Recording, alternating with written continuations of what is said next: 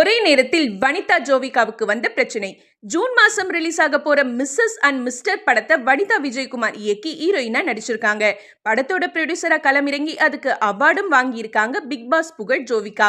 40 வயசு தாண்டின ஒரு கப்பலோட காதல், கர்ப்பம் உள்ளிட்ட அடல்ட் கண்டென்ட்டா உருவாகி இருக்க இந்த படத்துல கிலுகிலுப்பான பாட்டு இல்லனா எப்படி?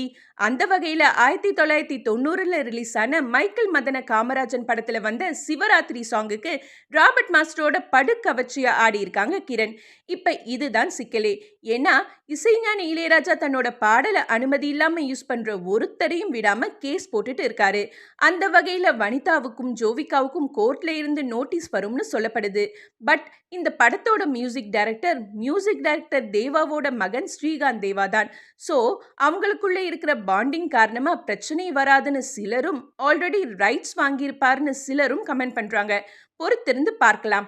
கேஸ் போடணும்னு முடிவெடுத்துட்டா இசைஞானி யாரு எவர்னெல்லாம் பார்க்க மாட்டாரு. இதை ஃபேஸ் பண்ண வனிதாவும் ஜோவிகாவும் தான் ரெடியா இருக்கணும்.